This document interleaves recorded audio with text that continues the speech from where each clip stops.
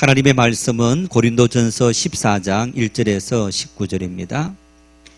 고린도전서 14장 1절에서 19절 한 목소리로 합독하시겠습니다. 사랑을 추구하며 신령한 것들을 사모하되 특별히 예언을 하려고 하라.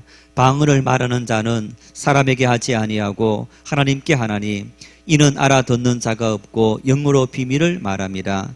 그러나 예언하는 자는 사람에게 말하여 덕을 세우며 권면하며 위로하는 것이요 방언을 말하는 자는 자기의 덕을 세우고 예언하는 자는 교회의 덕을 세우나니 나는 너희가 다 방언 말하기를 원하나 특별히 예언하기를 원하노라.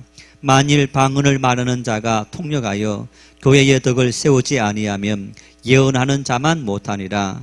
그런즉 형제들아 내가 너희에게 나가서 방언으로 말하고 계시나 지식이나 예언이나 가르치는 것으로 말하지 아니하면 너희에게 무엇이 유익하리요? 혹 필이나 금은고와 같이 생명 없는 것이 소리를 낼 때에 그 음의 분별을 나타내지 아니하면 필이 부는 것인지 금은고 타는 것인지 어찌 알게 되리요?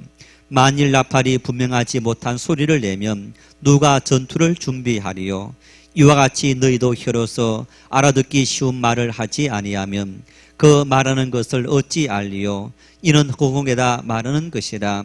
이같이 세상에 소리의 종류가 많으나 뜻없는 소리는 없나니 그러므로 내가 그 소리의 뜻을 알지 못하면 내가 말하는 자에게 외국인이 되고 말하는 자도 내게 외국인이 되리니 그러므로 너희도 영적인 것을 사모하는 자인저 교회의 덕을 세우기 위하여 그것이 풍성하기를 구하라.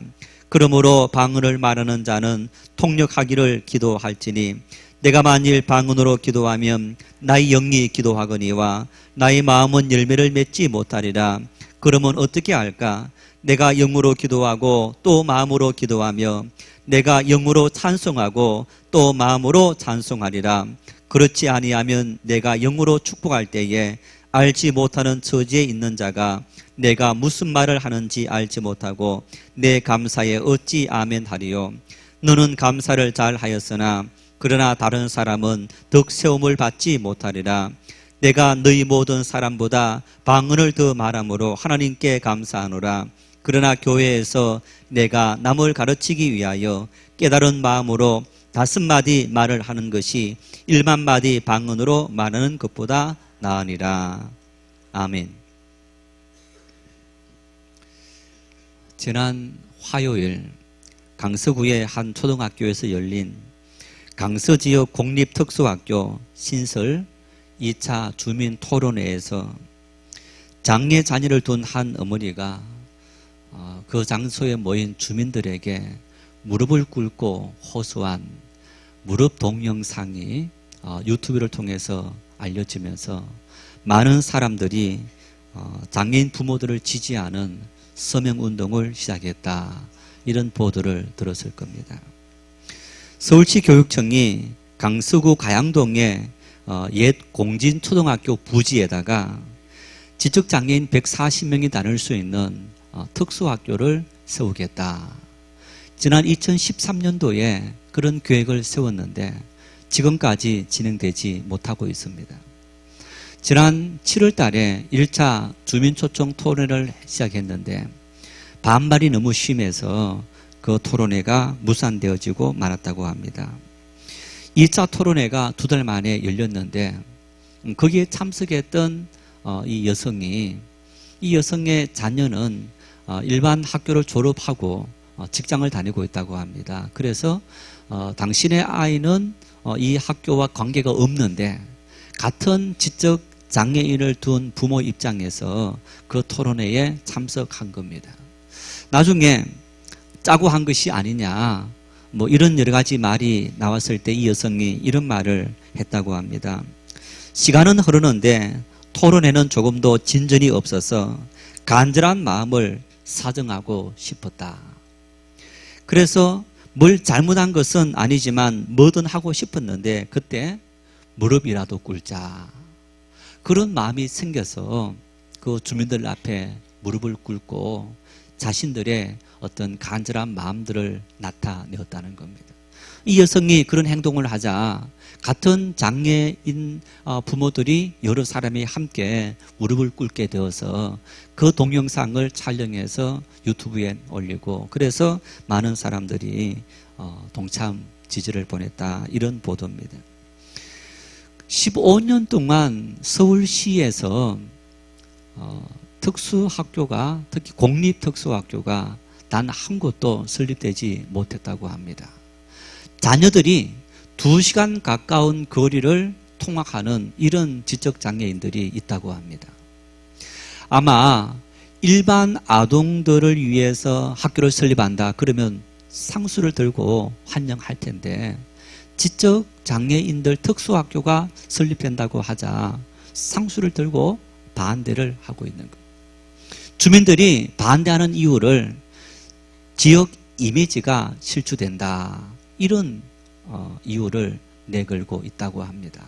어쩌면 저부터 비롯해서 지금 남의 일인 것처럼 보여서 이런 말 할 수 있을 수 있겠습니다만은 정말 우리 사회의 한 단면을 볼 수 있는 그런 모습인 겁니다.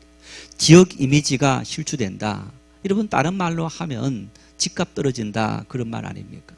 그래서 교육청이 그런 조사를 했답니다. 부산 대학교의 한 단체에다가 의뢰했는데 전국에 한 150개 가까운 특수학교 지역들을 조사를 했는데 학교 인접한 지역과 그리고 조금 떨어져 있는 지역들, 그 지역들의 공시지가 또 일반 주택 가격, 아파트 가격, 이런 조사를 했는데 특수학교에서 조금 멀리 떨어져 있는 곳보다 특수학교 인접해 있는 아파트들 가격이 훨씬 조금 더 많이 올랐는 그런 결과를 얻었다라는 겁니다.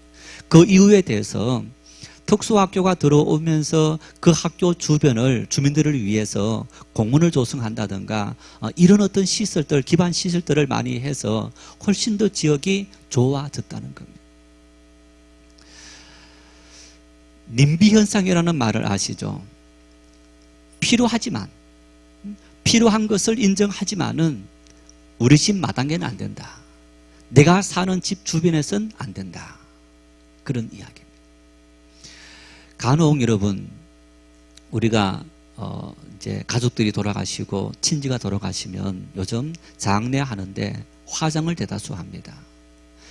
벽제 화장장을 만들고 그 이후에 서초구에 화장장을 만들려고 했는데 오랜 시간 동안 주민들이 반대해서 못하다가 물론 몇 년 전에 화장장을 만들었습니다마는 화장장이 서울 시민들을 감당할 수 없을 정도가 되어서 필요하다는 것을 알면서도 서초 구민들은 우리 서초구에 이 화장장이 들어와야 하느냐. 어쩌면 성북구에 들어온다 하면 성북 구민들이 상수를 들고 반대할 수 있을 겁니다. 님비 현상입니다. 필요한 건 알겠지만 꼭 필요한 사실을 인정하지만은 우리 주변은 안 된다. 우리 집 주변은 안 된다. 그 모든 것들이 혐오 시설이다라는 그 모든 것들이 결국은요 돈과 관련이 되는 겁니다. 집값이 떨어지고 땅값이 떨어지고 우리가 조금 더 불편하다라는 어떤 그런 사실 때문에 극렬하게 반대하는 그런 모습인 것. 어떤 말이 생각이 나느냐? 천민자본주의라는 말이 생각이 납니다. 독일의 사회학자 막스 베버가 천민자본주의라는 말을 처음으로 사용했습니다. 이 천민자본주의라는 말을 그대로 옮기면 이런 말인 겁니다. 전근대 사회에 있었던 비합리적이고 비인간적인 폐쇄적인 자본주의다. 그래서 이런 말입니다.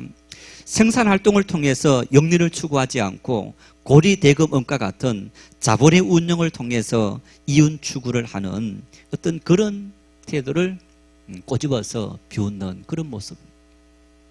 적당한 이윤을 남기는 것이 아니고 또한 고리대금업, 많은 돈을 남기는 어떤 그런 부분들이 바로 천민자본주의다. 이런 천민자본주의가 그 현상이 심각해지면서 오늘 우리에게 어떤 사회 문제를 낳았느냐?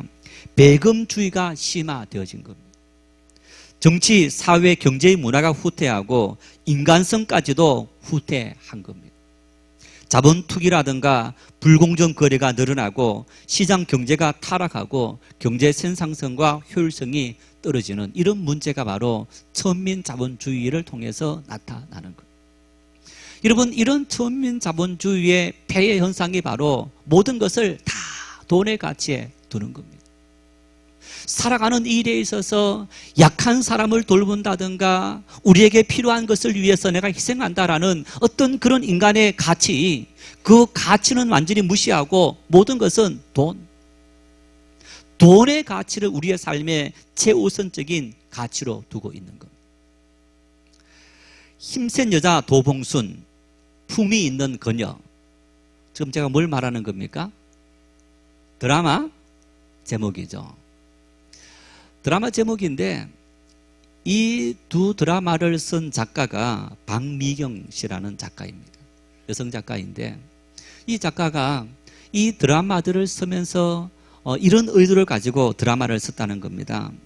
상류 사회를 동경하거나 상류 사회를 사실적으로 해부하는 것에만 그치는 것이 아니라 그 속에서 서민들이 자신의 삶을 행복하다고 느낄 수 있는 드라마를 쓰고 싶었다. 품이 있는 그녀 드라마는 이런 내용입니다. 한 여성이 호텔에서 방을 청소하는 그런 일을 하고 있었습니다. 그런데 어느 날 자기 또래 여성이 보니까 아주 이쁘고 멋있는 여성이 스위트룸을 예약한 겁니다.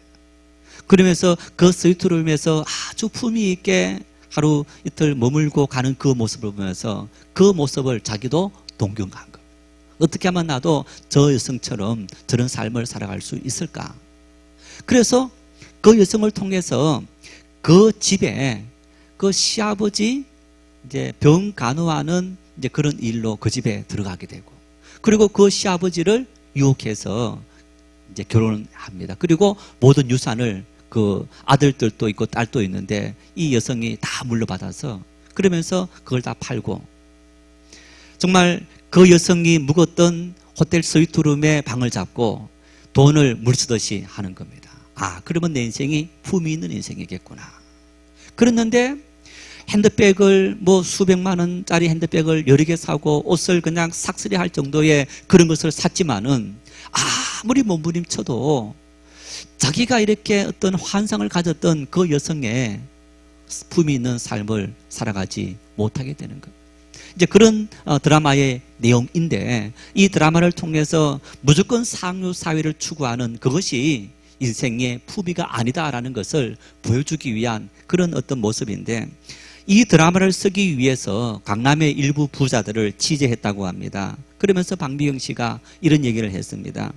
불행하게도 자신이 취재한 사람 중에 돈을 제대로 쓰는 아름다운 자본주의를 실천하는 사람은 한 명도 없었다. 천박한 자본주의의 표본이었다. 이런 말을 한 겁니다. 정말 돈을 돈답게 쓰는 것이 아니고, 돈을 인간답게 쓰는 것이 아니고, 그 돈을 가지고 행세하는, 갑질하는 그런 많은 사람들을 취재하게 되었다는 것. 그것이 과연 우리의 삶에 품이 있는 삶이냐? 그것이 아니라는 어떤 그런 이야기를 하고 있는 겁니다. 여러분, 오늘 우리는 어떠합니까? 우리는 무엇으로 우리 인생을 살아간다고 생각하십니까? 인생을 살아가는 일에 있어서 무엇이 가장 중요하다고 생각하십니까? 돈입니까? 물론 돈이 없어서는 안 될 아주 필요하고 중요한 일들입니다. 예수님께서 이렇게 말씀합니다. 마태복음 4장 4절입니다. 예수께서 대답하여 이르시되 기록되었으되 사람이 떡으로만 살 것이 아니요 하나님의 입으로부터 나오는 모든 말씀으로 살 것이라 하였느니라 하시니. 이 말씀은 예수님께서 공적인 생애를 시작하시면서 40일 동안 광야에서 금식 기도를 합니다. 여러분, 40일 굶어 보십시오. 얼마나 힘듭니까? 그때 성령이 예수님을 마귀에게로 끌고 갔습니다. 마귀에게 시험 받도록. 처음으로 마귀가 예수님을 시험합니다. 너가 하나님의 아들이냐? 그렇다면 너 이 돌을 갖고 떡을 만들어서 너 굶주린 배를 해결해라, 채워라. 예수님께서 그 마귀의 시험 앞에 말합니다. 사람이 굶주릴 때 떡이 필요하다. 그러나 사람은 이 굶주리는 배를 채우는 떡으로만 사는 것이 아니고 하나님의 입으로 나오는 모든 말씀으로 산다. 무슨 얘기입니까? 굶주린 배를 채우기 위해서 떡이 필요합니다. 그러나 때로는 굶주림을 당하면서까지도 해야 될 일이 있다는 얘기입니다.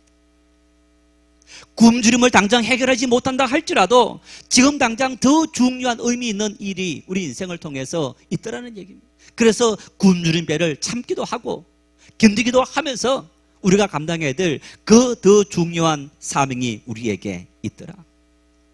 보십시오.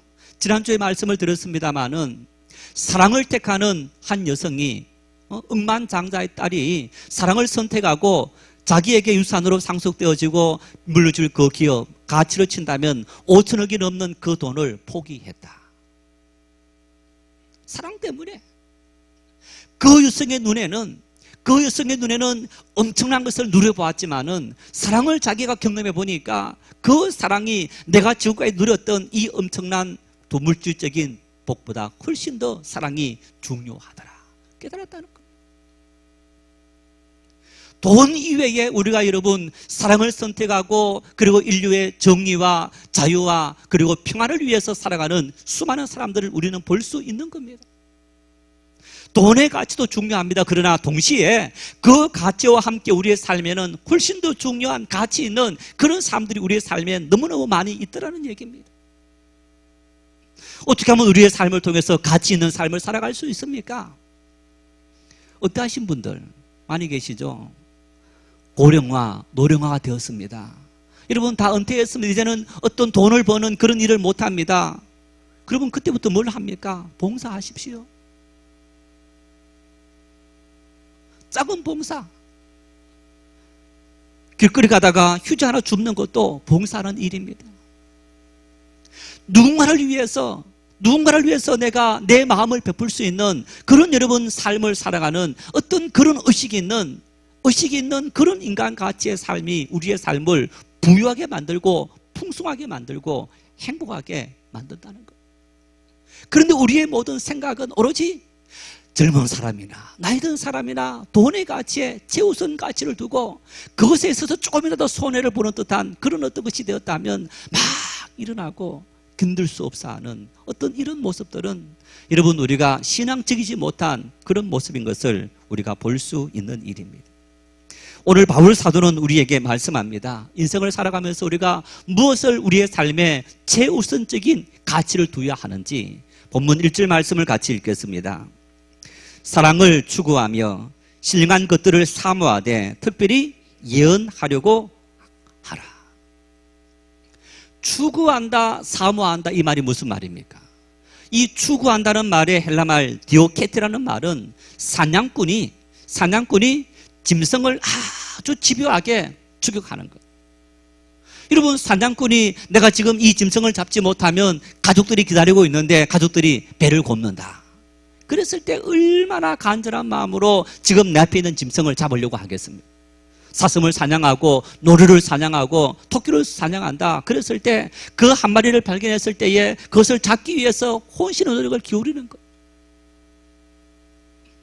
옛날 중학교 때 학교를 산 위에다가 학교를 지었습니다. 그래서 그 주변 온통 다 산이었는데 그 전교생이 특활 시간이 되면 간혹 겨울 되면요 산에 다 올라갔습니다. 1학년, 2학년, 3학년 올라가서 산 위에서부터 쫙 내려옵니다. 뭘 합니까? 토끼잡이 하는 거예요. 그래서 토끼를 몇 마리 잡으면 토끼들은요 밑으로 이렇게 내려가는 걸 잘 못합니다. 그래서 밑에 몇 사람 기다리고 위에서부터 산 능선이 다 올라가서 쭉 내려옵니다. 그때 보면 여러분 산 능선에서 쭉 내려오면 길도 없는데 나중 왔다 이제 들어와서 교실에 와보면 옷도 이렇게 막 찢겨 있고 상처나 있고 손도 가시에 찔려 있고 막 그 토끼몰이 할 때는 느끼지 못했는데 마치고 나면 그런 거예요.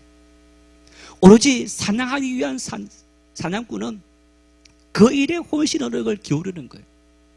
추구한다, 동시에 사모한다는 말 역시 마찬가지입니다. 여러분 사모한다는 말을 잘 보여주는 말씀이 시편 42편 1절 말씀입니다. 같이 읽겠습니다. 하나님이여 사슴이 시냇물을 찾기에 갈급한 같이 내 영혼이 하나님을 찾기에 갈급하니이다. 사슴은 열이 많은 동물이랍니다. 자, 열이 많은 동물이 지금 물이 없어서 목마르다. 어떠합니까? 팔짝팔짝 뛰는 거예요. 성격 급한 사람들. 여러분, 성격 급한 사람들 막 팔짝팔짝 뛰지 않습니까? 숨 넘어가는 것처럼 지금 이 말씀은 사슴이 너무너무 목이 마른데 이 팔레스타인에는 물이 많지 않습니다. 아무 곳이나 우리처럼 물을 찾을 수 있는 곳이 아닙니다. 그랬을 때 그 물을 찾아서 이리저리 사방을 뛰는 거예요. 자, 물을 찾아서 가면서 사슴이 주변에 좋은 것이 있고 먹을 것이 있다 하더라도 여러분 거기에 관심을 갖습니까? 안 갖습니까? 갖지 않습니다. 오로지 물만 찾는 거예요. 하나님이여 사슴이 시냇물을 찾기에 갈급한 같이 내 영혼이 하나님을 찾기에 갈급합니다. 한마디로 말하면 하나님, 지금 내 눈에는 하나님 외엔 보이지 않습니다. 아무리 좋은 음식이 있고 돈이 있고 명예가 있다 할지라도 하나님 내 눈에는 그것이 보이지 않고 오직 하나님만을 찾습니다. 하나님이 아니고는 내 인생의 모든 문제를 해결할 수 없습니다. 돈도 있습니다.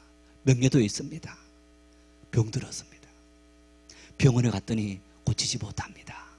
6개월 남았습니다. 1년 남았습니다. 어떻게 합니까? 잘한다는 의사, 명리를 찾아가기도 합니다. 같지만은 해결하지 못합니다. 식이요법을 합니다. 좋은 자연에 갑니다. 해결하지 못합니다. 하나님을 찾습니다. 하나님 외에는 방법이 없음을 압니다. 여러분, 그 사람의 간절한 마음 한번 상상해 보십시오. 사모한다는 말은 바로 그런 의미인 겁니다. 내 인생이 너무너무 절박하고 내 눈에는 하나님 외에는 방법이 없고 하나님 외에는 내가 아무것도 보이지 않습니다. 그래서 내가 하나님에게 초점을 맞추고 시선을 맞추고 내 인생의 모든 목적을 맞추어서 하나님만을 바라봅니다. 바울 사도는 고린도 교회 성도들에게 너희가 이것을 추구하고 너희가 이것을 사모해라. 사슴이 시냇물을 찾기에 갈급한 마음처럼 하나님을 향해서 우리의 모든 마음들을 다 맡기라. 이 말은 다시 말하면 이런 말입니다.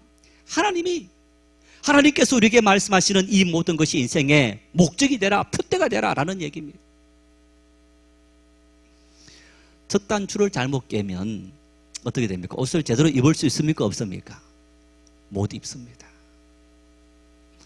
첫 단추를 잘못 깨면, 인생의 목적이 잘못되어지면 행복을 누릴 수 없습니다. 왜 오늘날 수많은 사람들이 행복하기를 원하고 성공적인 삶을 살아가기를 원하는데 모든 사람들이 행복하다고 성공적인 삶을 살았다라고 스스로 말하지 못하는 겁니까? 첫 단추를 잘못 깨기 때문에, 인생의 방향이 틀려졌기 때문에, 그래서 결국 우리는 우리의 삶을 통해서 행복을 누리며 살아가지 못하게 되는 거예요. 왜? 돈이 목적인 사람은 돈에 먹혀 살게 됩니다. 욕망이 목적인 사람은 욕망에 먹혀 살아갈 수밖에 없는 인생이기 때문에 그 인생을 통해서 행복을 느끼며 사는 사람은 아무도 없는 거예요. 그것을 추구한다는 것은, 여러분, 그것은 인생의 목적이 되는 것이 아니고 삶을 살아가는 수단, 도구들인 겁니다. 좋은 수단들, 좋은 도구들. 자, 여러분, 예를 들어서 탁구를 친다.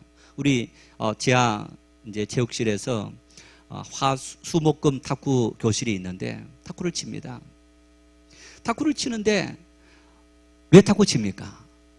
첫째는 운동하려고, 두 번째는 건강을 위해서, 또 교제를 위해서.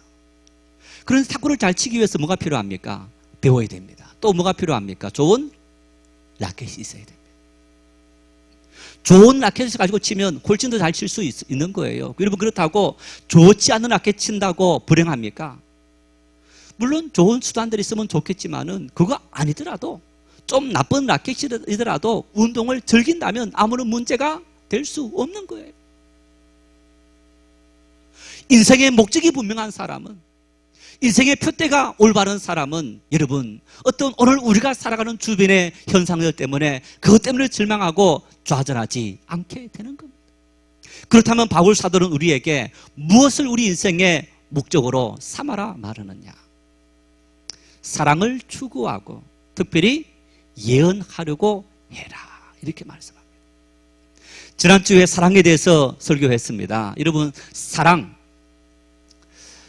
일부 예배 때 물었더니 사랑에 대해서 지난주 어떤 얘기 했습니까? 했더니 사랑은 오래 참고, 그건 지지난주 한 거죠. 여러분, 지난주에 사랑 말하면 사랑이 뭐라고 했습니까? 사랑은 모릅니까? 말씀 안 하시는 거예요? 사랑은 하나님의 임재다 그랬습니다. 왜 사랑이 하나님의 임재냐? 사랑은 하나님의 속성이기 때문에, 하나님의 성질이기 때문에. 그래서 우리가 하나님의 사랑이 우리 속에 연결해지면 하나님께서 임재하시고, 하나님이 임재하시면 우리의 모든 삶의 행복을 누리며 살아갈 수 있게 된다. 그래서 바울 사도는 고린도 교회 성도들에게 너희들이 능력을 원하느냐? 은사를 통해서 너희들이 병 고치는 은사, 능력을 향하는 은사, 어떤 지혜의 은사, 지식의 은사, 그 모든 것을 추구하느냐? 아니다. 너희들이 최우선적으로 추구해야 될 더 큰 은사는 뭐냐? 바로 사랑의 은사이니라. 왜? 사랑은 하나님께서 우리와 함께 하심이기 때문에. 그것을 우리의 삶의 표대로 삼고 목적으로 삼아라는 얘기입니다. 그래야만 우리의 삶은 행복을 누리며 살아갈 수 있기 때문에. 하나님의 사랑의 마음, 여러분, 그 사랑의 마음은 어떤 걸 통해서 우리에게 사랑이 연결해지느냐, 열매 맺어지느냐? 참는 것. 너에 대해서 다 참아주는 것. 내 모든 감정과 내 모든 자존심과 내 모든 생각과 내 모든 경험들 다 내려놓고 내 어떤 순간적인 모든 감정까지도 참아줄 수 있는 것. 온유함으로 이해해주고 용서해줄 수 있는 마음. 그 마음이 우리의 삶 속에 사랑의 마음을 통해서 형성되어지면 우리는 하나님의 임재를 통한 하나님의 영광을 경험할 수 있게 되는 것. 그것을 추구하라는 얘기입니다. 이어서 바울 사도는 특별히 예언하려고 해라 이렇게 말합니다. 이 말씀 속에 바울 사도는 여러 가지 은사들을 이야기합니다. 그 중에서 방언과 예언을 비교합니다. 너희들이 방언 말하기를 원하지만은 이왕이면 교회 안에서 너희들은 예언하기를 사모해라 라고 말합니다. 왜냐하면 방언은 누구를 위해서 필요한 겁니까? 자기 자신을 위해서 필요하다. 그런데 교회 공동체 안에서는 뭘 위해서 필요합니까? 너를 위해서. 만일 제가 이 설교하면서 방언으로 설교한다, 여러분 알아듣습니까? 못 알아듣습니까? 못 알아들어요. 여러분, 아무도 못 알아듣는 그 소리 1만 마디 말을 하더라도 여러분 못 알아들으니까 아무 덕이 되지 않는다는 겁니다. 단 5마디라도 우리가 알아들을 수 있는 말로 하는 것이 훨씬 더 유익하다, 그렇게 말합니다. 삶을 살아가면서 하나님의 구원의 공동체 안에서 우리가 무엇이 필요하냐? 인생을 살아가면서 관계성 속에서 무엇이 필요하냐? 하나님과 우리 사이에는 방언도 필요하지만은 하나님과 우리 사이뿐 아니라 하나님과 우리 사이, 세상 속에 우리가 살아갈 때에는 바로 예언이 필요하다라고 말합니다. 예언 이러면 여러분 뭐가 생각이 납니까? 예언 이러면 대다수 여러분 속에 점치는 거라고 생각합니다. 점치는 거. 그러면 바울 사도도 우리에게 너희가 점치는 것을 사모해라 그렇게 말씀하신 겁니까? 여러분, 성경에 나타난 예언은 점을 치는 것처럼 인간의 길흉하복을 미리 알고 그것에 대해서 너희가 이렇게 해라. 예를 들어서 우리 점치는 점장님한테 가면 간혹 드라마나 아니면 뭐 이야기를 합니다. 올해는 물 조심해라. 올해는 자동차 조심해라. 올해는 동쪽으로 가지 말아라. 혹시 그렇게 점쳐보신 분 계시지 않습니까? 아마 점장님들이 그렇게 이야기할 겁니다. 뭐 원래 이렇게 해라, 뭘 이렇게 해라. 그렇게 하면서 여러분, 이 점치는 것이 인간의 기륭하복에 대해서 이렇게 하면 너희가 흉기 들고 이렇게 하면 길이 든다. 그렇게 이야기하는 거예요. 예언에 대해서 우리는 바로 그런 의식을 가지고 있는 거예요. 예언은 우리의 삶의 어떤 미래에 내가 어떻게 하면 복을 받느냐, 어떻게 하면 심판을 받느냐, 뭐 이런 어떤 생각을 하고 있는데 그 근본은 똑같아요. 그런데 보십시오. 구약의 예언자들을 보십시오. 구약의 예언자들. 예언자들이 예언을 했습니다. 엘리야, 이사야, 예레미야, 에스겔, 다니엘, 호세야, 아모스, 많은 수많은 예언자들이 시대마다 나타나서 예언을 한 겁니다. 뭘 예언했느냐? 너희들이 망할 것이다. 너희들이 복을 받을 것이다. 예언한 거예요. 이거 기름하복이라고 볼 수 있는 것 같지만은 개념이 달라요. 그리고 이어서 말합니다. 왜 너희들이 심판을 받게 되었느냐? 하나님을 버렸기 때문이다. 하나님을 버렸기 때문이다. 아니, 우리가 언제 하나님을 버렸습니까? 이렇게 말합니다. 너희들이 하나님 앞에 온전한 제사를 드렸느냐? 너희들이 하나님 말씀 앞에 온전히 서 있었느냐? 내가 하나님의 자리에 지금 이 자리에 와 있는 것이 중요한 것이 아니고, 이 자리에서 제대로 예배다운 예배를 드렸고 내 마음을 다한 예배를 드렸고 내가 삶을 살아가면서 내 삶 속에서 하나님의 말씀대로 살아갔느냐가 내가 하나님 앞에서 심판을 받느냐 축복을 받느냐 기준이 된다는 얘기예요. 하나님께서 이 백성을 볼 때 이 백성은 하나님 앞에서 예배드리는 제사들을 흉내를 내고 있었지만은 참된 제사는 드리지 않더라는 얘기입니다. 하나님을 숨기는 채 하면서 실제 그 마음속에는 우상을 섬기고 물질을 섬기고 하나님 앞에서 배반된 삶을 살아가고 있더라는 얘기입니다.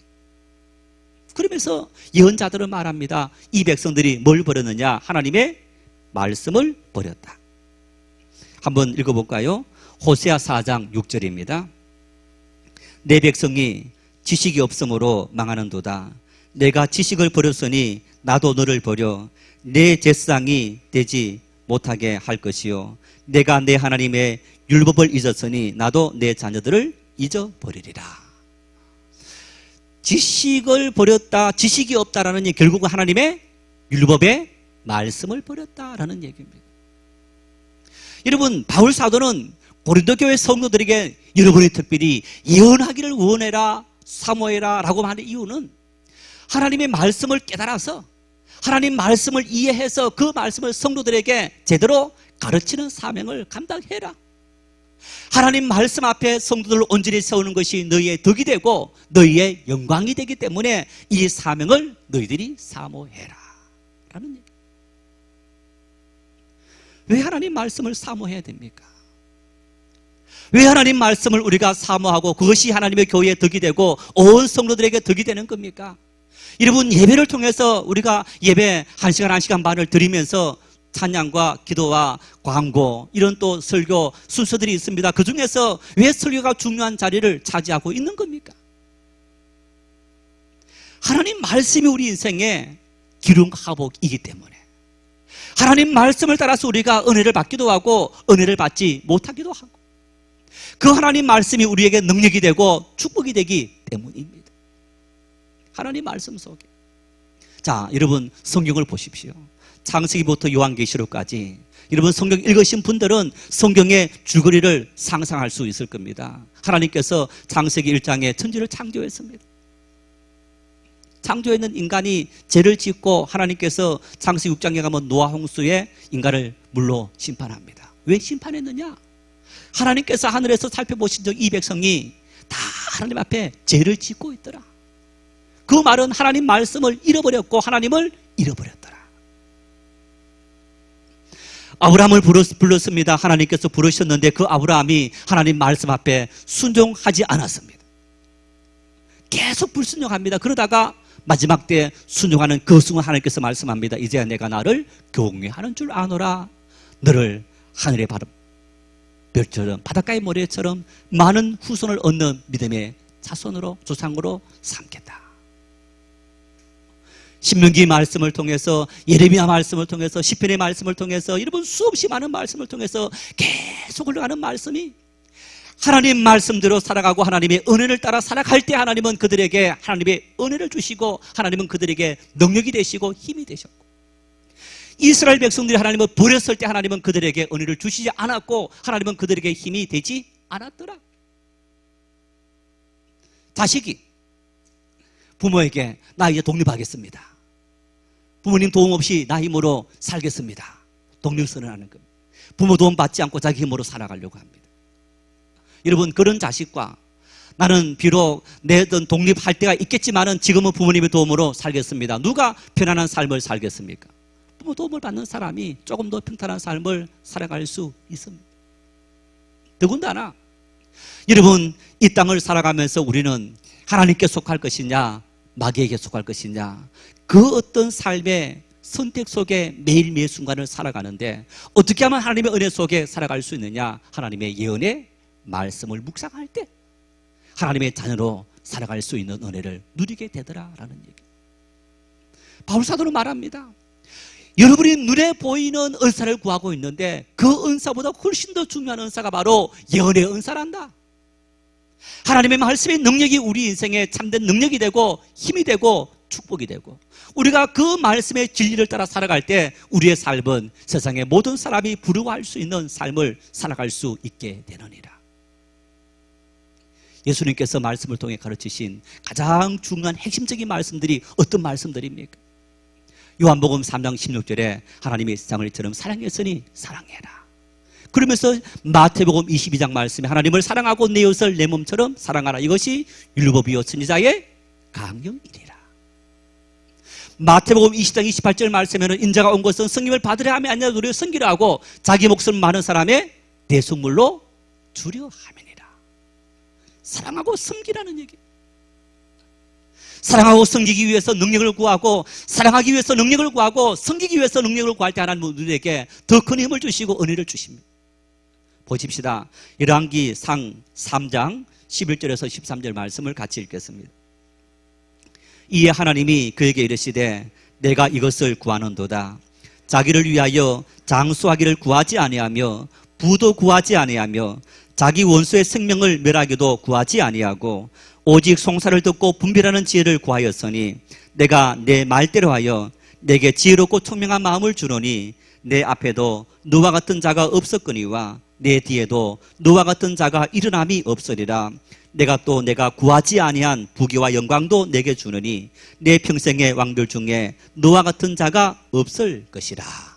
할렐루야.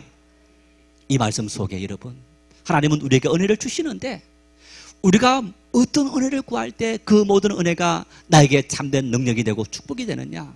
오늘 솔로몬은 1,000번제를 드리면서 하나님께서 솔로몬아 내가 너에게 무엇을 줄까 했을 때 하나님, 나를 작은 아이 같은 나를 왕으로 세웠는데 하나님의 백성을 잘 다스릴 수 있는, 송사를 감당할 수 있는 그런 지혜를 주십시오 했을 때 너 자신을 위해서 부도 수도 구하지 않고 나의 뜻을 잘 실천할 수 있는 그런 사명을 구했고 성김을 구했으니 내가 그것도 주고 네가 구하지 않은 이 땅에서 살아가면서 필요한 수도, 장수의 삶도, 그리고 물질도 내가 너에게 부어주리라. 여러분, 무엇이 우리의 삶의 축복의 통로인 줄 알아야 됩니다. 하나님은 우리의 모든 삶에 어떻게 할 때 은혜를 주시는지 알아야 됩니다. 그걸 알기 위해서 하나님 말씀으로 돌아가야 되고 하나님 말씀을 깨닫기 위해서 애를 쓰고 노력해야 됩니다. 아무리 하나님 말씀이 감동이 되어도 내가 하나님 말씀을 통해서 은혜를 받고 도전을 받고 찔림이 되어서 변화되어져야 됩니다. 그리고 그 말씀이 우리에게 무엇을 가르치고 있습니까? 복받아라 복받아라. 여러분, 그 말씀이 복받아라 말씀이 성경에 나타나는 중요한 말씀인데 그 복의 비결, 복의 통로가 뭐냐? 섬김을 통해서, 사랑을 통해서, 낮아짐을 통해서 그 모든 것이 우리에게 주어진다라고 말씀합니다. 다시 말하면 내가 주를 위해서 살아가면 주님께서 나 위해서 은혜를 부어주시더라.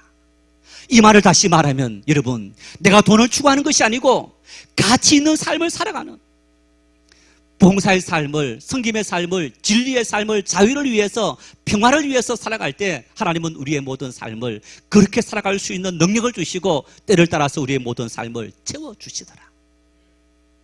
가치 있는 삶은 그래서 가치 있는 거예요. 천민자본주의 영향 속에서 돈이 모든 것의 최고이다라는 것이 아니라 그것보다 더 중요한 것이 있는 것을 우리가 알고 그것을 위해서 살아가면 여러분, 우리에게 하나님의 은혜로 모든 필요가 채워지는 은혜를 우리의 모든 삶을 통해 경험할 수 있는 겁니다. 이 말씀을 믿고 이 말씀을 결단하고 그 말씀을 통해 하나님의 은혜를 우리의 평생을 통해 경험할 수 있는 품위 있는 삶을 살아가는 우리 모두가 될 수 있기를 축원합니다.